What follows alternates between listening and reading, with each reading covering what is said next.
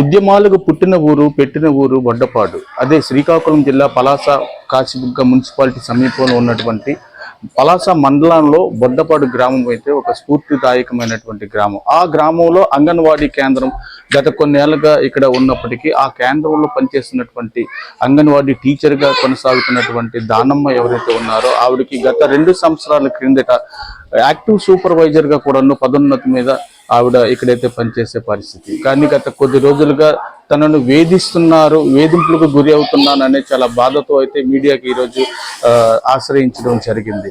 అసలు ఎందుకు ఆవిడ బాధపడుతుంది, ఎందుకు ఆయనకి వేధిస్తున్నారు అన్న దానిపై అయితే మనతో పాటు దానమ్మ గారు ఉన్నారు, అడిగి తెలుసుకునే ప్రయత్నం చేద్దాం.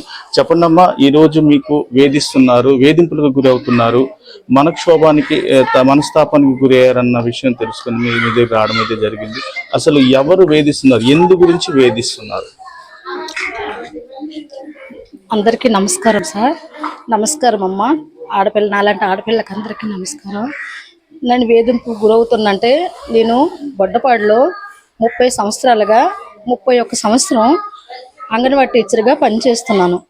పనిచేస్తూ నాకు యాక్టివ్ సూపర్వైజర్గా ఇంతకుముందు టీడీపీ ప్రభుత్వం చంద్రబాబు నాయుడు గారు, ముఖ్యమంత్రి చంద్రబాబు నాయుడు గారు కూడా ఉన్నప్పుడు కూడాను నేను ఎస్సీ మహిళనని, డిగ్రీ చేశానని, 31 సంవత్సరాల సర్వీస్ అని, ఆ సర్వీస్ మీద గత 5 సంవత్సరాల క్రితమే నాకు కూడాను యాక్టివ్ సూపర్వైజర్గా ఇచ్చారు ముఖ్యమంత్రి చంద్రబాబు నాయుడు గారు, ఎస్సీ మహిళనని మా ప్రాజెక్టు తరపున. అప్పటికి మళ్ళీ నాకు తిరిగి రీబ్యాగ్ ఇచ్చారు. మళ్ళీ ఈ ప్రభుత్వం వచ్చాక మళ్ళీ నన్నే సెలెక్ట్ చేశారు. యాక్టివ్ సూపర్వైజర్గా పనిచేస్తున్న 2 సంవత్సరాలు అవుతుంది. 2 సంవత్సరాల నుండి నేను అంగన్వాడీ సెంటర్ చూసుకుంటూ, యాక్టివ్ సూపర్వైజర్ రిపోర్ట్ చేసుకుంటూ, మీటింగ్స్ రిపోర్ట్లు అన్నీ చూసుకుంటూ 2వ పూట నుండి వర్క్ చేసుకుంటూ వెళ్తున్నాను. ఈ 2 నెలలుగా నాకు చాలా టార్చర్ పెడుతున్నారు, ఇబ్బందికరంగా వేధింపులు, బెదిరింపులు. ఏంటంటే, నువ్వు యాక్టివ్ సూపర్వైజర్ నుండి తప్పుకుంటే అంగన్వాడీ సెంటర్లో ఉంటావు, లేదంటే అంగన్వాడీ సెంటర్ కూడా నీకు తీస్తాము అన్నారు. గ్రామం నుండి ఒక వ్యక్తి, ఆ వ్యక్తి కిక్కర ఢిల్లీరావు గారు. నేను ఆ పిల్లడు కూడా నాకాడే స్టూడెంట్గా అప్పుడు చదువుకుండేవాడు. నేను ఆ అబ్బాయితో వెళ్ళాను 2-3 సార్లు, అబ్బాయికి కలిశాను. ఏం బాబు, నేను చేసే తప్పేంటి, నన్ను ఎందుకు అలా అన్నావు, ఏంటి అసలు అంటే, నీకు ఏంటని మేము కారణాలు చెప్పం, వివరాలు చెప్పం, మాకు అధిష్టానం ప్రకారంగా నీకు వేధించమని మాకు ఒత్తిడి వచ్చింది, నీకు ఒత్తిడి చేస్తాను, నువ్వు చేస్తే అంగన్వాడీ ఉంటుంది, మేము చెప్పినట్లుగా నువ్వు రిజైన్ చేయకపోతే నీకు ఇంకా వేధింపులు మొదలు పెడతాం అన్నారు.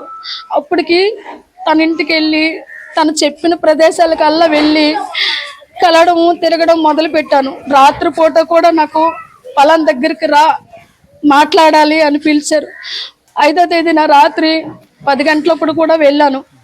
వెళ్ళి ఏంటంటే, అక్కడికి వచ్చిన తర్వాత కూడా నాకు మా బొడ్డపాడులో ఇంతవరకు కూడాను 30 సంవత్సరాలుగా నేను వాళ్ళ ఫ్యామిలీలో కుటుంబ సభ్యురాలను, ఎవరో మా పిల్లలే కదా, నా దగ్గర ఉన్న పిల్లలే కదా అనేసి పిలిచారు కదా మా ఊరాలని వెళ్ళాను. అక్కడికి వెళ్ళినాకడే ఆ రాత్రి పూట కూడా నాకు, నువ్వు రాజీనామా చేసేస్తే అంగన్వాడీ సెంటర్ దుఃఖం ఇంకొన్నెత్తు కూడా చూడము, నువ్వు రాజీనామా చేయకపోతే నువ్వు చాలా డేంజర్లో పడతావు అన్నారు, నీకు చాలా ఇబ్బందులు పెడతావు అన్నారు. అయితే నేను ఒక మాట అన్నాను, మాకు కూడా యూనియన్ ఒకటి ఉంది, ఆ యూనియన్తో నేను సంప్రదిస్తాను, మాట్లాడతాను, గ్రామంలో పెద్దలు ఉన్నారు వాళ్ళతో కలుస్తాను, నువ్వే లాభం కొంది నన్ను ఇలా టార్చర్ పెడుతున్నావో, రాత్రిపూట కూడా నాకు పిలుస్తున్నావు, పగలపూట సెంటర్లో బెదిరిస్తున్నావు ఏంటంది, నలుగురితో పెద్దలతో కలుస్తానని పెద్దలందరినీ కలిశాను, పెద్దలందరూ తెలియజేశాను. నువ్వే పెద్దల్ని కలిసినా ఎవరు నీకు రక్షించరు, నీ పేక్కి ఊరు కట్టాము, ఆ ఊరు నీకు బిగించిపోతుందే తప్ప, నువ్వు సవ్వడమే తప్ప నీకు సహాయం చేసిన వాళ్ళు ఎవరో ముందుకు రాను. బొడ్డపాడు వచ్చాక నేను కూడాను, నాకు మాటలంటే తెలియదు, నువ్వు ఊర్లో పెరిగాను, ఉద్యోగం చేస్తున్నాను, ఇక్కడ నాకు అన్ని రకాల సహాయం సహకారం గ్రామస్తులు అందించారు. నా పట్టుకొని ఊరికి వచ్చాను. నేను ఒక ఎస్సీ మహిళను, ఎస్సీ కులానికి చెందిన అమ్మాయినైనా సరే నేను ఊరు వచ్చాక నాకు ఒక మహిళగా నాకు ఆదరించారు, నా కడుపుకు పెట్టిన అన్నం పెట్టినట్లుగా ఉద్యోగం చేసుకున్నట్లుగా అవకాశం ఇచ్చారు. ఇప్పుడు నా కడుపుని కొడుతున్నారు, ఏ ఉద్దేశంతో కొడుతున్నారో నాకు తెలుసా. జరిగిన పరిణామాలు ఏదైతే ఉందో ఆ కిక్కర ఢిల్లీరావు అన్న వ్యక్తి మీకు వేధింపుకు చేస్తున్నారని చెప్పి మీ పై అధికారులకు మీరు ఏమైనా తెలియపరిచారా? తెలియచేశాను సార్ మా మేడం గారికి తెలియజేస్తే ఫస్ట్ అతను ఇచ్చిన కంప్లైంట్ వరకు వచ్చి చూసుకొని వెళ్ళారు. తల్లిలందరూ అడిగితే అతను ఇచ్చిన కంప్లైంట్ తప్పు, ఆ మేడం గారు బాగా ఇక్కడ చేసుకుంటుంది అని చెప్పుకొని వెళ్ళిపోయి మేడం గారు వెళ్ళిపోయిన తర్వాత కూడా ఇతను నన్ను మళ్ళీ నైట్ పూట పగల పూట వేధింపులు మొదలు పెట్టారు. నిన్న కూడా నేను వస్తుండగా ఒక మహిళకు ఫోటో తీయడానికి వెళ్ళాను. గర్భవతికి మేము ఈకేవైసీ చేయాలి, నేను ఈకేవైసీ చేయడానికి వెళ్ళాను. ఆ అమ్మాయికి చేసి వస్తాడికి ఈలో ఫోటోలు తీసేసి చూడరా 9:40 వచ్చింది అన్నట్లుగా నాకు పెట్టారు. పెడితే ఇలాగే నీకు వేధిస్తుంటాము, నీకు ఇలాగే చేస్తామని ఇక్కడ నిల్చొని ఏదో ఒకటి తీసుకెళ్ళడము, ఏదో ఒకటి పెట్టడము, నాకు వేధింపులకి చాలా మానసికంగా గురి చేస్తున్నారు సార్. ఇంత వేధింపులకి గురి అవుతున్న మీరు ఒక దళిత మహిళ అని కూడా చూడకుండా మిమ్మల్ని ఒక కులం పేరుతో దూషించడము, అన్ని విధాలుగా చేసినటువంటి ఏదైతే అపనిందలు ఉన్నాయో ఈ అపనిందలపై మీరు పోలీసులకు ఆశ్రయించడానికి ఎందుకు మగ్గు చూపట్లేదు? సార్ నేను పోలీస్ స్టేషన్కి వెళ్తానన్నాను. మా గ్రామ పెద్దలేమో ఒక 2 days ఆగండి మా వెళ్ళనన్నారు. నేను ఈరోజు మా పిఓ గారితో కలిసాక మా మేడం గారికి కలిసి మా యూనియన్ వాళ్ళందరము పోలీస్ స్టేషన్కి వెళ్ళి కంప్లైంట్ ఇస్తామనేసి నిర్ణయం తీసుకుంటున్నాను సార్. ఎందుకంటే నేను స్టేషన్కి వెళ్ళే లోపల వీళ్ళు ఏదేదో ఫోటోలు తీసేసి అతను వచ్చి ఫోటోలు తీయడము, నన్ను ర్యాగింగ్ చేయడము, నాకేమో నేను వస్తాను లేదని రోడ్డు మీద కాపులాలు కాయడము ఇవి చేస్తున్నారు సార్. నాకు ఇక్కడికి వచ్చి సెంటర్ చూడకపోతే ఈ రోడ్ల మీద కాపులా కాసి బెదిరిస్తున్నారు. అక్కడికి వెళ్ళి పోలీస్ స్టేషన్ కంప్లైంట్ ఇస్తామంటే మేడం గారు సెలవు పెట్టుకొని వెళ్ళాలి కదా. మేడం గారు ఇంకా మీటింగ్స్, ఆవిడేమో ఏవో మీటింగ్లు ఉన్నాయి, ట్రైనింగ్ క్లాసులు ఉన్నాయని మా సిడిపో గారు వెళ్ళిపోతున్నారు. ఆవిడ ప్రత్యేకంగా ఎందుకు మీ మీద అంత టార్గెట్ పెట్టి మిమ్మల్ని హింసించడానికి ఆయన ప్రయత్నిస్తున్నారు? ఈ హింసలో భాగంగా మీరు కూడా ఆత్మహత్య యత్నం కూడా చేయబోయారన్న విషయం అయితే మాకు తెలిసింది. అసలు ఎందుకు ఈ ఆత్మహత్య యత్నం వరకు వచ్చింది ఈ కారణం? సార్ నాకేమో ఎవరు సహాయం చేయరు, నీకు ఎవరు సహాయం చేయరు, నీ పేక ఉరి వేసాము, ఆ ఊరు ఇంకా నీకు బిగిస్తాము అంటున్నా సార్.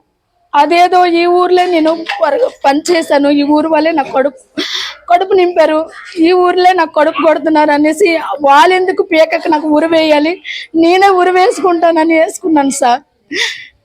అంటే అది వేసేటప్పుడు మీ పిల్లలు కానీ మీ కుటుంబం కానీ గుర్తుపడలేదా? అసలు మీరు చేసే తప్పు అన్నది మీకు అనిపించలేదా? సార్ నాకు 2 నెలలుగా మానసికంగా చాలా ఇబ్బంది పెడుతున్నారు సార్. వాళ్ళు కాళ్ళు పెట్టుకున్న వరకు కూడా నేను వెళ్ళాను సార్. వాళ్ళు ఎక్కడెక్కడ కలమన్నారు, అందరినీ కలిసాను సార్. నాకు ఆ మైండ్లో నా బుర్రని చాలా టార్చర్గా పెడుతున్నారు సార్. ఎక్కడికో కలవడానికి వెళ్ళమంటున్నారు, వెళ్తుంటే ఇక్కడ ఫోటోలు తీస్తున్నారు, అక్కడ కలిసి వస్తాడికి అక్కడ ఏదో చెప్తున్నారు. ఈ రకమైన టార్చర్ వల్ల నేను సరిగ్గా భోజనం కూడా నాకు చేయడానికి, నా పిల్లలు నా ఫ్యామిలీ కూడా నాకు గుర్తు రావట్లేదు. ఎందుకంటే నేను ఎప్పుడు కూడాను నన్ను ఇంత టార్చర్ పెట్టడం ఇదే ఫస్ట్ సార్. నేను ఎప్పుడు కూడాను ఈ టార్చర్ ఇబ్బంది నేను పడలేదు ఈ గ్రామంలో. నా బుర్ర నాకు ఇప్పుడు కూడా నేను ఏం చేస్తానో నాకు తెలియదు, ఎక్కడ ఏటి కలిసి నాకు కూడా వాళ్ళు చేస్తారో కూడా తెలియదు. అంత రిస్క్లో నేను ఉన్నాను సార్, అంత ఇబ్బందిలో కూడా ఉన్నాను.